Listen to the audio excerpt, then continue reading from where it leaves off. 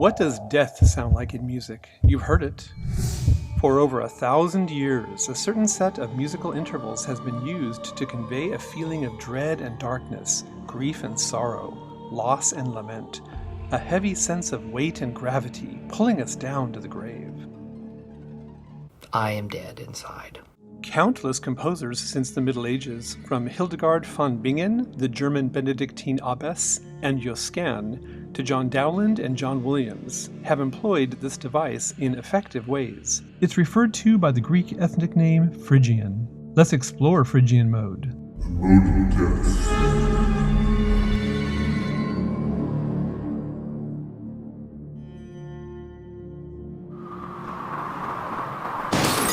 He might be okay. Well, no, probably not now.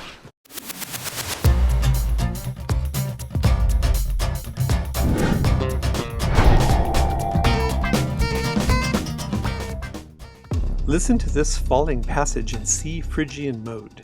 It feels melancholic and sorrowful, and emotionally pulls us down with a gravitational magnetic force.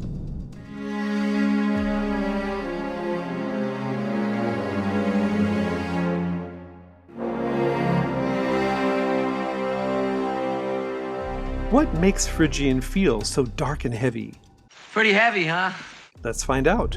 First, we must define Phrygian mode. For clarification, the terms mode and scale mean the same thing, a way of dividing the octave into smaller melodic intervals, usually steps. Major and minor are common Western modes. Let's examine the white keys on the piano from E4 up to E5, an octave higher.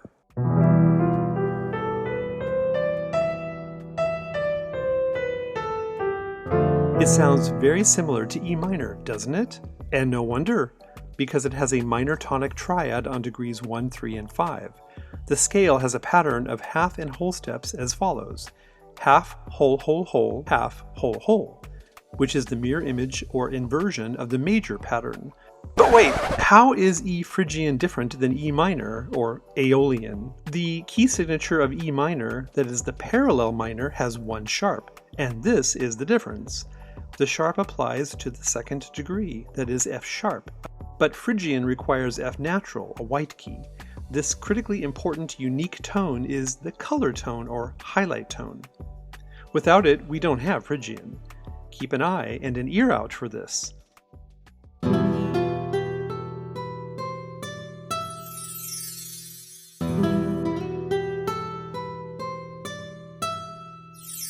Remember this cadence from a moment ago?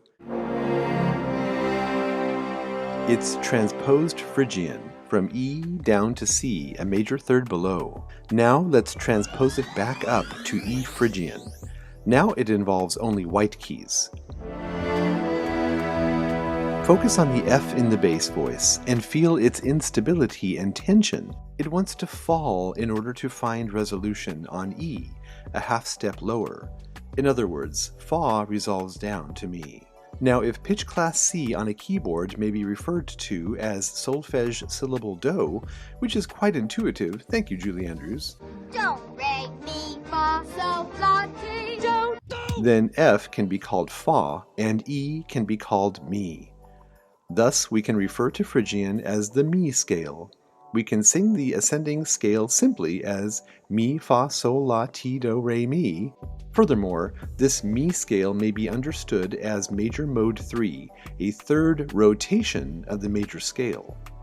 If C is placed at the 12 o'clock position to represent the tonic degree in C major, then we can rotate the wheel counterclockwise to center E at the 12 o'clock position, arriving at a new tonic degree.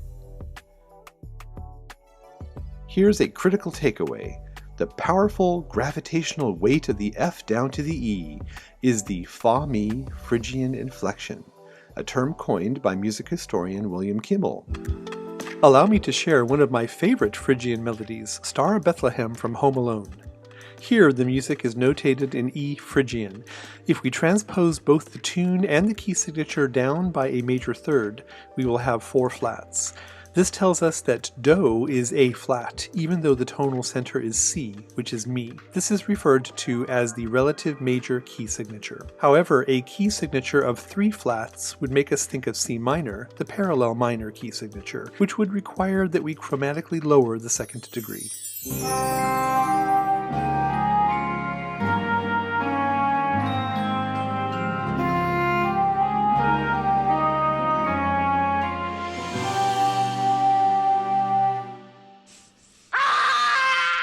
Here's another one, this time from Star Wars Episode 6, Return of the Jedi, from 1983.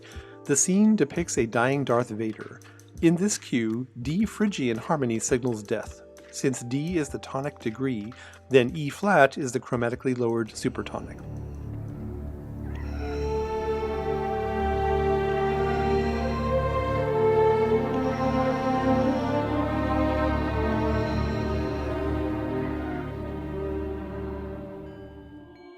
Let's get a feeling for dark Phrygian harmony by examining the outer voices of a late medieval Phrygian cadence. Think of the masses and motets of European composers such as Binchois, Machaut, Dufay, Landini, Schütz, and Victoria. Notice that the upper voice rises by a whole step from Re to Mi, a melodic major second. Against this in contrary motion, the lower voice falls by a half step from Fa to Mi, a melodic minor second. This semitonal descent is, of course, the Phrygian inflection and represents death. Now watch this. If we swap or flip these melodic intervals so that the E in the upper voice is approached by a half step below, that is from D sharp, and the lower by a whole step above from F sharp, the result is an authentic cadence in the brighter parallel E major mode, with its energetic, uplifting leading tone rising by half step. This represents life. Life, do you hear me? Thus, when T to Do is turned upside down, the result is Fa Mi. This is how life inverts to death in music. Thus, Phrygian inverts to major, a corollary to the crucifixion and death of Christ followed by his resurrection from the dead.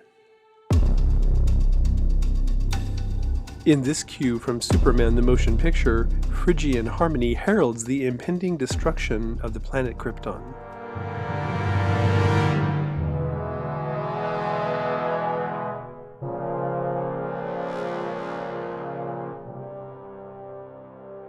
In this cue from The Patriot, Gabriel, the son of Captain Benjamin Martin, is serving in the American Revolutionary War and writes home describing the horrors of war. In this passage, Williams uses double neighbor note motion in D Phrygian to create cycles of tension and relaxation.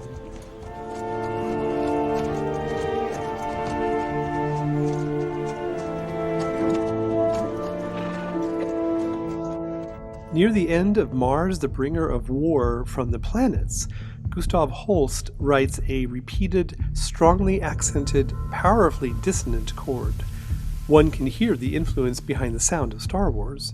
This chord places the tonic and dominant degrees of the key, that is C and G, in the outer voices, with the root and fifth of a D-flat major triad, with third omitted, in the middle voices.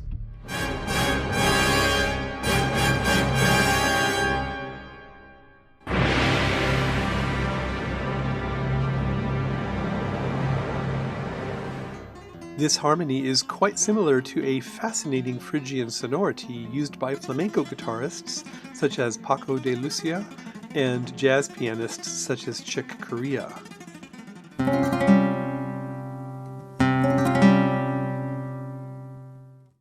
The Neapolitan chord may also be referred to as a Phrygian 2, a major triad. Traditionally, this chord was used in first inversion, and thus called the Neapolitan sixth, and constructed upon the lowered supertonic degree, usually found in minor mode, and serving as a predominant chord, followed by the dominant.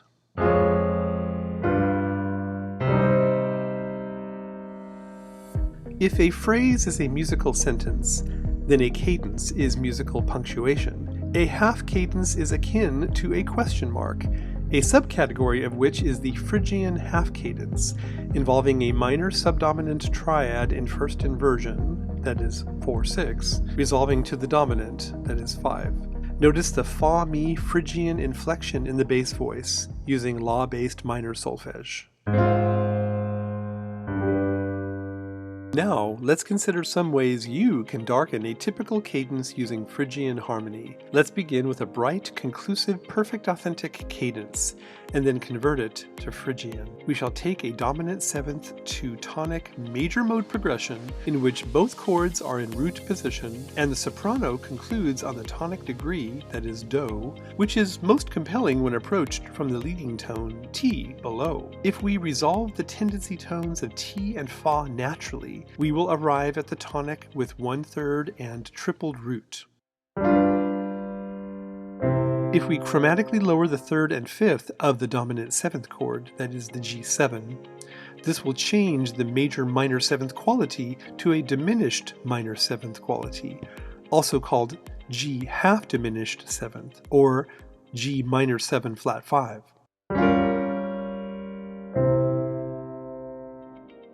This quality is the inverse or reciprocal of the dominant 7th. That is, if we vertically reflect the G7 intervals, the result will be a G minor 7 flat 5.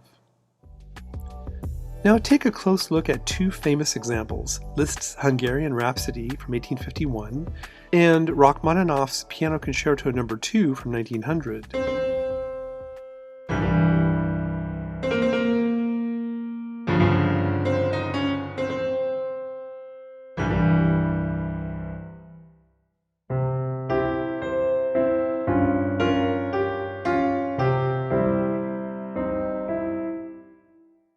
And finally, let's convert Joy to the World in D major to D Phrygian.